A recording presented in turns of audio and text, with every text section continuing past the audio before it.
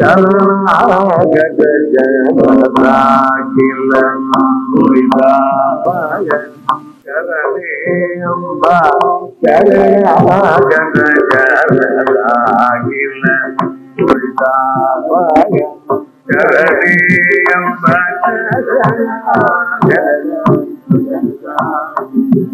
துரிதாபய சரணே அம்பா மகிஷாசுர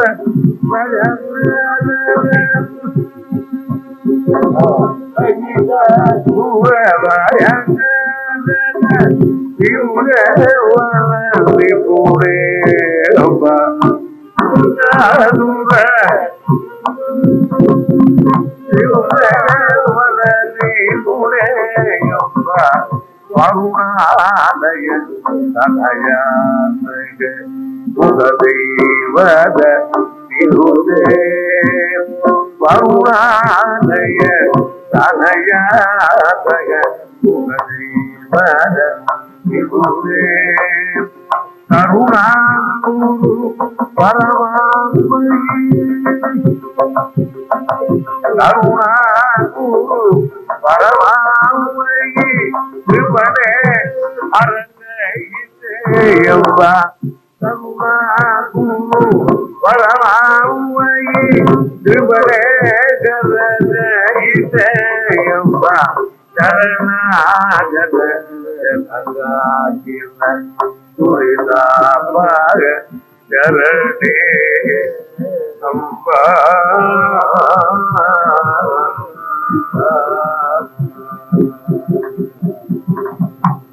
தேவி பாகவதத்துல 12 ஸ்கந்தங்கள், 12 ஸ்கந்தம்னா 12 வால்யூம், 12 பாகங்கள். ராமாயணத்துல சர்க்கம்னு சொல்றோம், காண்டம்னு சொல்றோம். பாலகாண்டம், அயோத்தியா காண்டம், ஆரண்ய காண்டம், கிருஷ்ணா காண்டம், சுந்தர காண்டம், யுத்த காண்டம், உத்தரகாண்டம், அப்படி காண்டம். மகாபாரதத்திலே பர்வா, ஆதி பர்வா, அரண்ய பர்வா, இதுல கந்தம் எல்லாம் பிரிவு தான். கந்தம்ங்கிற பேரே பாகவதத்துக்கு தான் கொடுத்துருக்காரு. நான் ஏற்கனவே சொன்னேன், தேவி பாகவதம்னு ஒண்ணு, அதே மாதிரி ஸ்ரீமத் பாகவதம்னு ஒண்ணு. இது ரெண்டுமே மகாபுராணங்கள் தான். மகாபுராணத்துக்கு 6 லட்சணங்கள் உண்டு. அந்த 6 லட்சணங்கள் இந்த 2 புராணத்திலையும் இருக்கிறதுனால பெரியவாள் இருப்பா. சில பேர் வாதம் பண்றா, இது பாகவதம் 18 புராணத்தை சேர்ந்ததா, தேவி பாகவதம் 18 புராணத்தை சேர்ந்ததா அப்படின்னு. அது எந்த புராணத்தை சேர்ந்தா என்ன, நீ எதையும் படிக்க போறது இந்த கேள்வி மாத்திரம் இருக்கு. ஆனா 2 புராணங்களிலும் நாம் அதிசயப்படும்படியான விஷயங்களை சொல்லியிருக்கார். புராணம் பூர்வம் பிரம்மணா ஸ்மிருதம் அப்படின்னு சொல்லப்பட்டிருக்கு. வியாசர் புராணங்களை எழுதினார். 18 புராணங்கள் எழுதுற போது எப்படி எழுதினார்னா, பிரம்மாவால் உத்தரவு கொடுக்கப்பட்டு, பிரம்மாவால் ஆஜை பிறப்பிக்கப்பட்டு, பிரம்மாவுடைய அனுகிரகத்தினால எழுதினார். ஏன் எழுதினார்? அவருக்கு வேலை வெட்டி இல்லையா? நமக்கெல்லாம் எவ்வளவோ வேலை இருக்கு. அது மாதிரி வியாசருக்கு வேலை இருந்ததுன்னா எழுதியிருப்பா. அவருக்கு ஒண்ணு அன்எம்ப்ளாய்டு, அதனாலதான் எழுதியிருக்காரு அப்படின்னு நம்ம சொல்லுவோம். எழுதினாலும் இப்படியா எழுதுறது? 5 லட்சம் ஸ்லோகங்கள், 5 லட்சம், ஒரு ஸ்லோகம் எழுதுறதுக்கே நம்ம டக்கர் அடிக்கிறோம். 5 லட்சம் ஸ்லோகத்துல எழுதியிருக்காரு. 5 லட்சம் ஸ்லோகத்திலையும் 5 லட்சமான விஷயங்களை சொல்லியிருக்காரு. அந்த 5 லட்சம் ஸ்லோகத்துக்கு 5 லட்சம் கிரந்தங்கள்னு பேரு. கிரந்தம்னா ஒரு விஷயத்தை மறைச்சு சொல்றது.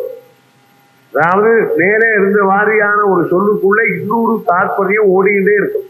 மகாபாரதத்துல என்ன பண்ணினார்? விக்னேஸ்வரர் எழுதுறாருங்கிறதுக்காக அவர் பேனா கொஞ்சம் டிலே ஆகணும் அப்படிங்கிறதுக்காக 1000 ஸ்லோகத்துக்குள்ளே, அந்த கிரந்தத்துக்குள்ளே இன்னொரு கிரந்தம் பண்ணினார். கிரந்த கிரந்தின்னு பேரு.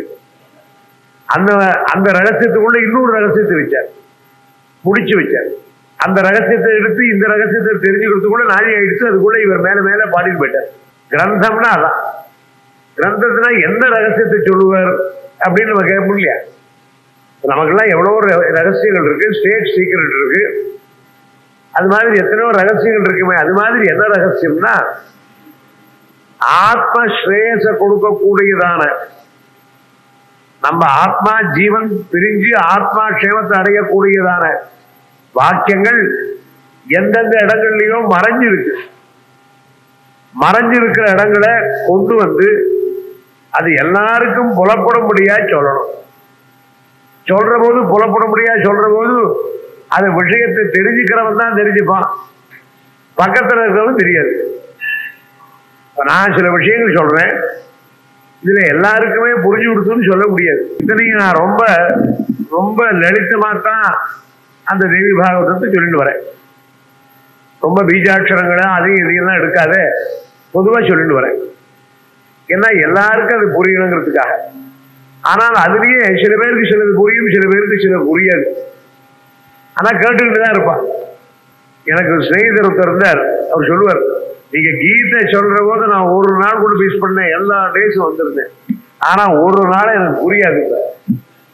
ஆனா டயத்துக்கு வந்துடுவேன், டயத்துக்கு போயிடுவேன், கேட்கணுங்கிற ஒரு ஆசை அவ்வளவுதானே தவிர ஒன்றும் இறங்கலே. அது மாதிரி நாம கேட்டாலும் சொல்லுல புத்தியில பட்டாலும் உள்ள இறங்காது இருக்கு, அதான் கிரந்தி. அது மாதிரிதான் இந்த தேவி பாகவதத்துல எல்லாமே.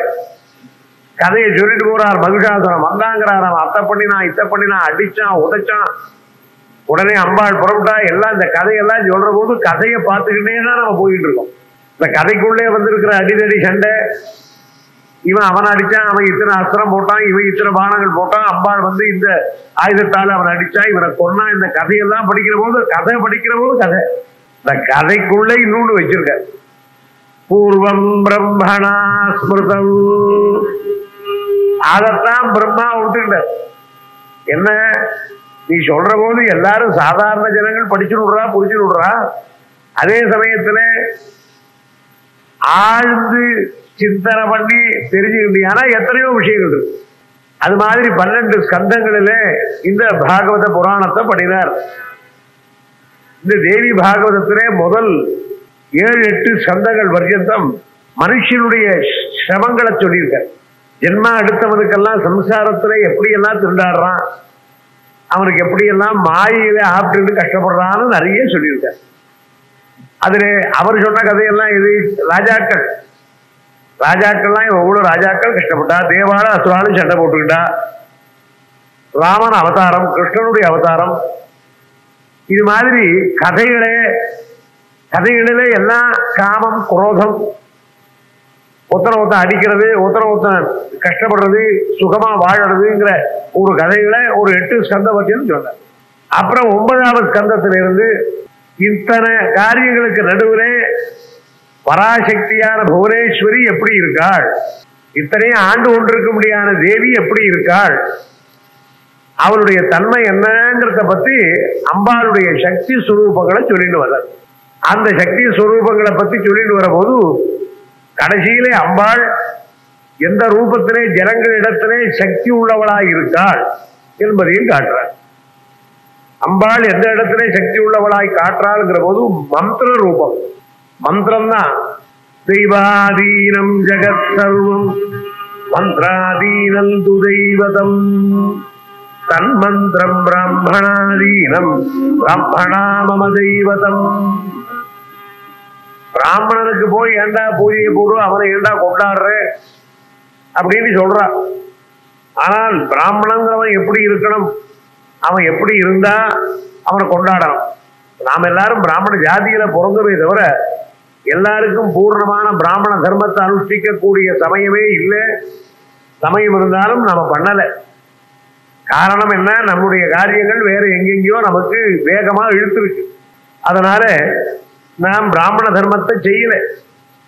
பிராமணனா பிறந்தோம், ஏதோ கூடியவர்களும் ஒரு பிராமணன்னு சொல்லிக்கிட்டு கழுத்துல ஒரு பூணல் போட்டுக்கிட்டு மாதிரி சில சமயத்துல சந்தியாவந்தனம் பண்ணிட்டு, சில சமயத்துல ஏதாவது சாதனைகள் பண்ணிக்கிட்டு, முடிஞ்சா சௌரியமா இருந்தா அதுவும் தர்ப்பணங்களை பண்ணிக்கிட்டு, ஏதோ ஒன்று பண்ணிக்கிட்டு, ஏதோ ஒரு பண்ணணுங்கிறதுக்காக பண்ணிக்கிட்டு, இது பிராமணனுடைய தர்மம் இல்லை.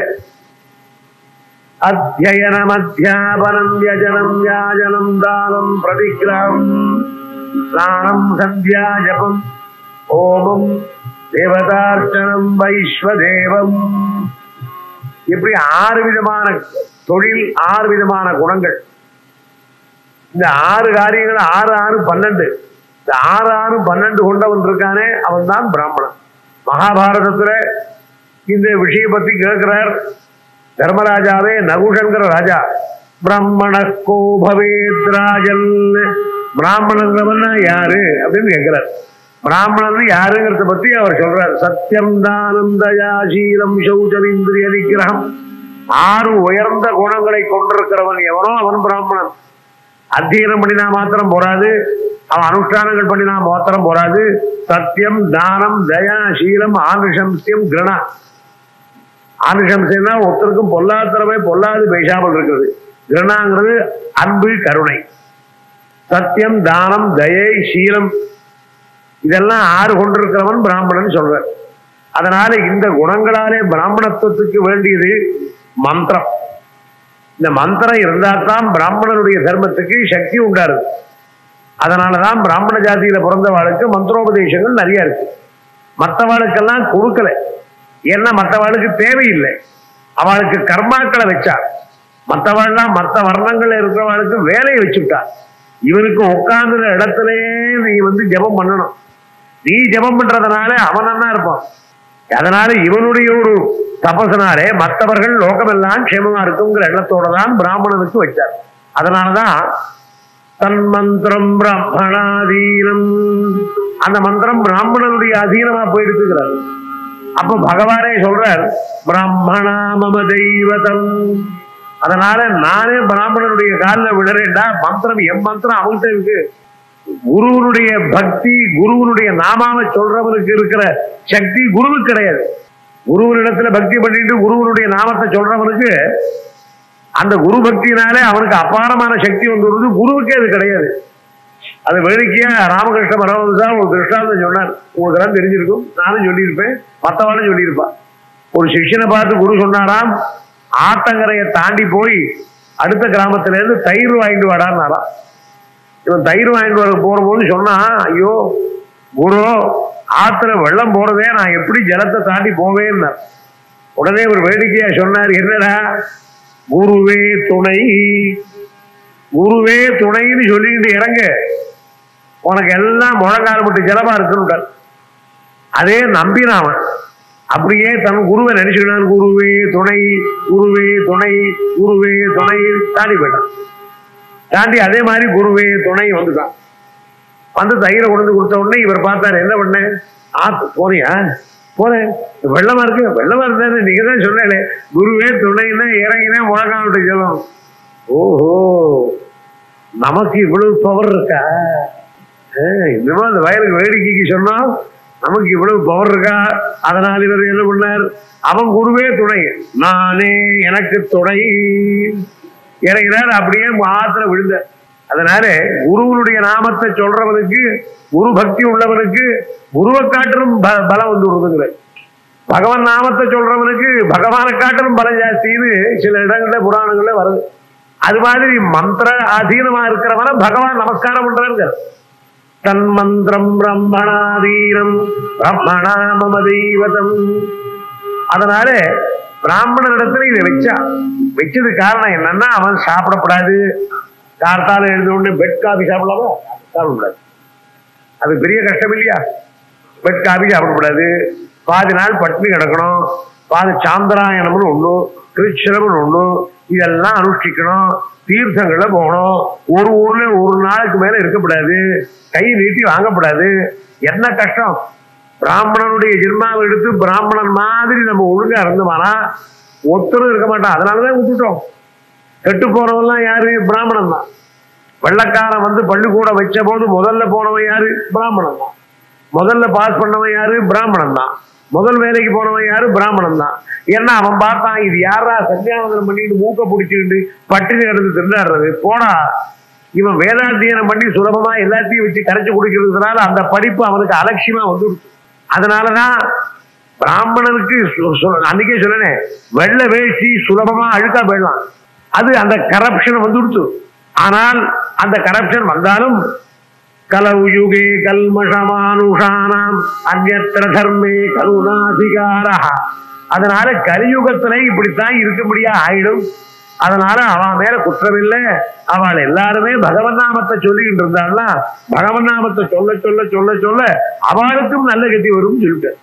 அதனால பகவன் நாமத்தினுடைய பெருமை அது. ஆனால் நாம் எல்லாரும் எப்படி இருக்கணும்னு தெரிஞ்சுக்க வேண்டாமா?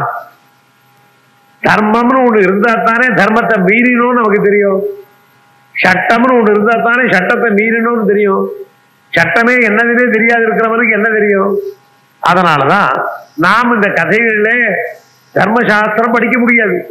தர்மசாஸ்திரத்தை படிச்செல்லாம் ஒவ்வொரு ரிஷிகள் ஒவ்வொருத்தரா சொல்றார். தர்க்கோ பிரதிஷ்டா ஸ்ருதயோ விபின்னாஹ நைகோ ரிஷிஹி யஸ்ய மதம் பிரமாணம் தர்மஸ்ய தத்துவம் நிகிதம் குஹாயாம் மகாஜனோ ஏன கதஸ்தபந்தா. அதனால தர்மத்தை பத்தி நம்ம தெரிஞ்சுக்கணுமானா ஒவ்வொருத்தரும் ஒவ்வொன்று சொல்றார். ஒரு யாக்ஞவல்கியர் ஒன்று சொல்றார், அதே மாதிரி வைசம்பாயனர் ஒன்று சொல்றார், அதே மாதிரி இன்னொரு ஜைமினி ஒன்று சொல்றார். எதை எடுத்துக்கிறது? அதனால ஒருத்தர் சொன்ன மாதிரி ஒண்ணு சொல்லலையே. நைகோ ரிஷிஹி யஸ்ய மதம் பிரமாணம். நாம் தர்மத்தை தெரிஞ்சுக்கணும்னா எப்படி பண்றது? இவர் செய்யாதேங்கிறார், அவர் செய்கிறார். அதனாலதான் என்ன பண்ணினா இந்த வியாசர் புராணங்களை எழுதினார்.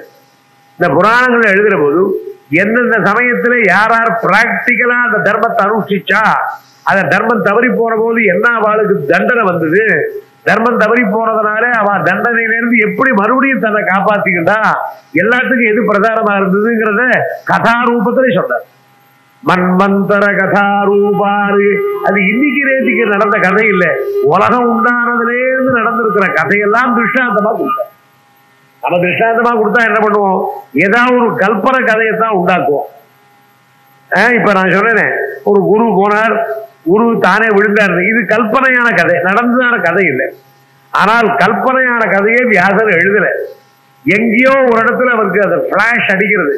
ஏதோ ஒரு மன்மந்திரத்திலே, சாவர்ணிக மன்மந்திரத்திலே சுதர்சனங்கிறவன் ஊமையான பிள்ளை நேர அம்பாளை பார்த்தான்ங்கிற விஷயம் அவருக்கு பிளாஷ் அடிச்சோடனே கொடுத்தாரு. இந்த கிரீபம் கிரீம்ங்கிற மந்திரத்தை, ராமராஜ பீஜாட்சர மந்திரத்தை உச்சரிப்பு சரியா சொல்லாமல் போனா கூட அவருக்கு கிடைச்சதுங்கிற விஷயம் எப்போ நடந்தது? அது எங்கேயோ நடந்த விஷயம். அதை பிடிச்சா இருக்க காமராஜ பீஜாட்சர மந்திரத்தினுடைய தத்துவத்தை சொல்றதுக்கு அந்த அந்த கதையை திருஷ்டாந்தமா சொன்னார். அதே மாதிரி சத்தியவர்தனுடைய உபாக்கியானம் அது எப்பவோ நடந்தது. இதெல்லாம் வரிசையா நடந்தது இல்லை, எப்போ முன்ன பின்ன நடந்த விஷயம். முன்ன பின்ன நடந்த விஷயத்தையும் இவர் என்ன பண்ணினார்? கோர்வையா கொடுத்து எழுதிவிட்டார். அதனாலதான் அவருக்கு வியாசர்னு பேரு. வியாசர்னா எடிட்டர், வியாசம்னா காம்போசிஷன், எஸ்ஏ. ஒரு பத்திரிகை, இந்து பத்திரிகையோ டைம்ஸ் ஆஃப் இந்தியாவோ படிச்சதுலாம் எப்படி இருக்கு? ஒவ்வொன்றும் ஒவ்வொரு பத்திரிகையில போடுறான். முதல் சமாச்சாரம், முக்கியமான சமாச்சாரம் முதல் பத்திரிகை, முதல் பேப்பர், முதல் ஷீட்ல. அப்புறம் அட்வர்டைஸ்மெண்ட், அப்புறம் லோக்கல் சமாச்சாரம், அப்புறம் வெதர் ரிப்போர்ட். இதெல்லாம் பிரிச்சு பிரிச்சு போடுறாங்க இல்லையா? அதனால உங்களுக்கு எதை பார்க்கணுமோ, வெதர் ரிப்போர்ட் பார்க்கணுமா அதை கடைசி பக்கத்தை பாருங்க, இந்த நியூஸ் பார்க்கணுமா முதல்ல பாருங்க, யாராவது செத்து போனவனுடைய பேர் பார்க்கணுமா அது இந்த இடத்துல பாருங்க. இது மாதிரி பிரிச்சு போடுற மாதிரி தான் ஒவ்வொரு ஸ்கந்தத்திலையும் ஒவ்வொரு தாற்பயத்தை வச்சு காட்டினார். ஆக இந்த 9வது ஸ்கந்தத்திலிருந்து அம்பாள் எப்படி நம்ம இடத்துல நம்ம கர்மானுஷ்டானத்துக்கு ஒத்தாசையா இருக்காள். லட்சுமியினுடைய அனுகிரகத்தை சொல்ற போது ஒரு ரேஸுக்கு போனா லட்சுமி வருவாள் சார். நான் ரேஸுக்கு போய் ஆடலான் இருக்கேன், சூதாட்டம் ஆடலான் இருக்கேன், அதுக்கு அம்பாளுடைய கிருபை கிடைக்குமா? நான் அம்பாவை பிரார்த்தனை பண்ணிட்டு தான் சூதாட்டத்துக்கு போறேன். நான் மெட்ராஸ்ல அழகப்பா நகர்னு ஒரு இடத்துல கதை சொல்லிட்டு இருந்தேன். அப்போ உனக்கு தெரியாது இல்லையா? உனக்கு ஞாபகம் இருக்கா? அங்க ஒரு சூதாட்டினா அவன் என்னைக்கு போய் சூதாட போனாலும் அதுல ஆயிரக்கணக்காக சம்பாதிச்சிருவான். அதாவது இவன் ஆயிரக்கணக்காக சம்பாதிச்சான்னா இன்னொருத்த ஆயிரக்கணக்காக தோத்துருக்கும். அவன் என்ன பண்ணுவான்? அந்த சூதாடி விட்டு அந்த பணத்தை கொடுத்து என் கதையை நடிச்சுட்டான். எனக்கு ரொம்ப நாள் வரணும் தெரியாது, அவன் சூதாடி. ஆனா அமக்களமா வருவான். அவன் சாமி, அவனுக்கு பேசவும் வராது, ஒன்றும் வராது, அவன் தெருங்க சாமி செப்பேட்டி போயிடுவான். அப்புறம் தான் எல்லாம் பட்டாபிஷேகம் ஆரப்படலாம் சொன்னான். இவன் சூதாடி, இவன் ஆடுற பணத்தெல்லாம் கொடுத்ததுனாலதான் இந்த கதை நடந்தது, கல்யாண மண்டபம் கட்டியிருக்கோம். அதை முன்னாடியே சொல்லக்கூடாதா? நான் இந்த பாண்டவாள் சூதாடத்தை இன்னும் கொஞ்சம் நல்லா சொல்லியிருப்பேன். அதனால அவன் தியூதம் ஆடினாலும் சூதாடினாலும் அவனுக்கு லட்சுமி கடாட்சம் வந்ததுக்கு அவன் கோவிலுக்கு போக மாட்டான், குளத்துக்கு போக மாட்டான். அவனுக்கு என்னன்னாக்க எல்லாருக்கும் நல்லது பண்ணணும்னு எண்ணம். 10 பேருக்கு நல்லது பண்ணணும். 10 பேர் இந்த இடத்துல உட்காந்து கேட்கறீங்களா, நீங்க எல்லாம் கேட்கறீங்களா? அவன் கதை கேட்க மாட்டான், உங்களை கவனிச்சுக்கிட்டே இருப்பான். உங்க உடம்புல வேர்த்து கொட்டிச்சுன்னா உடனே அங்கேருந்து போவோம், ஒரு ஃபேனை கொண்டு வந்து வைப்போம். நீங்க ரொம்ப தாகத்தினால கஷ்டப்பட்ட எல்லாம் மலமலன்னு போவா, எங்கேயோ போவோம், ஒரு பாத்திரத்தை நிறைய தீர்த்தத்தை கொண்டு வந்து எல்லாரும் கொடுப்பான். இது மாதிரி பொது ஜனங்களுக்கு அவன் உண்மையா உழைக்கிறதுனால அம்பாள் அப்படி அவனுக்கு அனுகிரகம் பண்ணி அவன் போன இடமெல்லாம் இருக்கு. அவன் கடைசியில் அந்த பணத்தை என்ன பண்ணுவான், இப்ப நல்ல காரியத்துக்கு கொடுத்துருவான். அதனால நாம் செய்கிற காரியத்துக்கு அனுகூலமா இருக்கிறது எப்படி, அம்பாளுடைய தன்மை என்னன்னு நமக்கு தெரிய வேண்டாமா? லட்சுமின்னா யாரு, சரஸ்வதினா யாரு, துர்கேன்னா யாருன்னு தெரிய வேண்டாமா? எல்லாருமே அந்த பராசக்தியினுடைய சுரூபம் தான். அம்பாள் என்ன பண்றாள், சரணாகத ஜனதா கீழ துரிதாபாக சரணே அம்பா கருணாம் குரு பரமாமயி விபுதே கிருபணே கரதைதே ஓ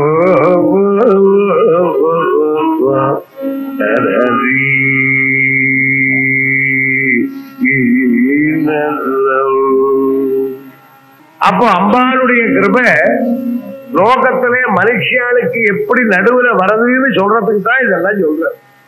நான் சொன்னேன் மந்திரத்தினுடைய மகிமையினாலதான் அம்பாள் நம்ம பார்க்க முடியும். அந்த மந்திரத்தினுடைய மகிமையை நம்ம தெரிஞ்சுக்கிறதுக்கு நமக்கு என்ன யோகியதை இருக்கு? வெறும் மந்திரத்தை வாயால சொன்னா போருமா? மந்திரத்தை வாயால கூட சொல்லக்கூடாது. மனசா திராயதி மந்திரா, மனசுக்குள்ளேயே இருக்கணும். வாய் கூட முணுமுணுக்கப்படாது. சில பேர் மந்திரம் ஜபம் பண்ணாமோ என்ன பண்றாரு, ஜபம் பண்றாரு. அவர் ஜபம் பண்றாரோ வாயில எதையாவது கொண்டு சொல்றாரோ யாரு கண்டா அது கூட பண்ணக்கூடாது. மனசா திராயத இன்னொன்று, அதுக்கு இன்னொரு அர்த்தம் வேற இருக்கு. உன் மனசு சுத்தமா இருந்தா தான் அந்த மந்திரம் உள்ள போகும். அதனால மனசனால அதை காப்பாத்துறங்கிற மனசு விஷய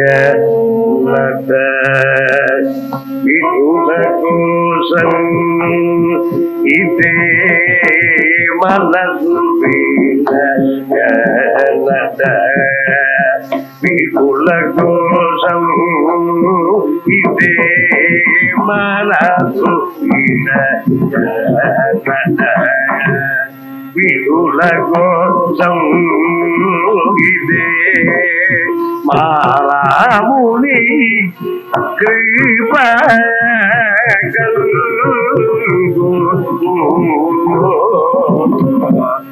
மாராமுனி கிருபகள்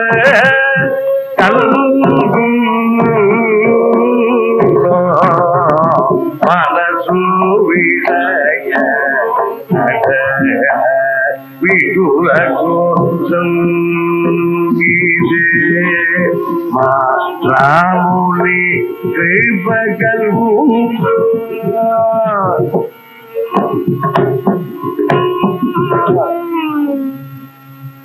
மனசை கொண்டு போய் விஷய சுகங்கள்ல கொண்டு போய் வித்துட்டியானா ராமன் இங்க வருவனடா. பகவானுக்கு இடம் கொடுக்காத நீ வேறு யாரோ ஒருத்தர் நாட்டுக்கு போறோம் 10 பேர் அங்க வந்திருந்தாருன்னா நம்ம மெதுவா கிளம்பிட மாட்டோமா? யாரையாவது பார்க்கணும் போய் அவா வீட்டுல கூட்டமா இருந்தா நான் அப்புறம் வரேன்னு வரமாட்டோமா?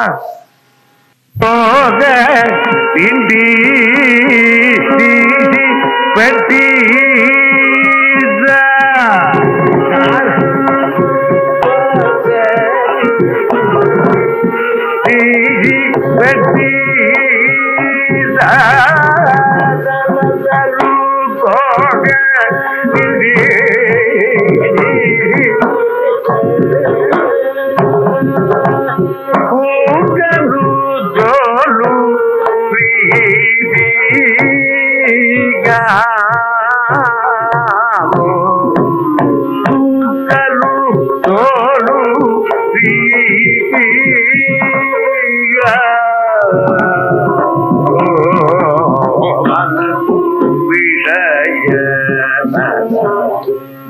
விகுல கோஷம்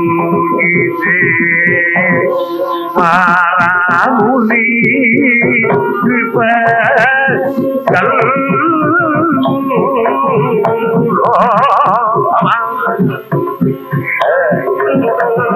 விகுல கோஷம் மாராமுனி மனசு விஷய நட்டவிடம், அது வித்துவிட்டீங்கன்னா எப்படிங்கிறார்.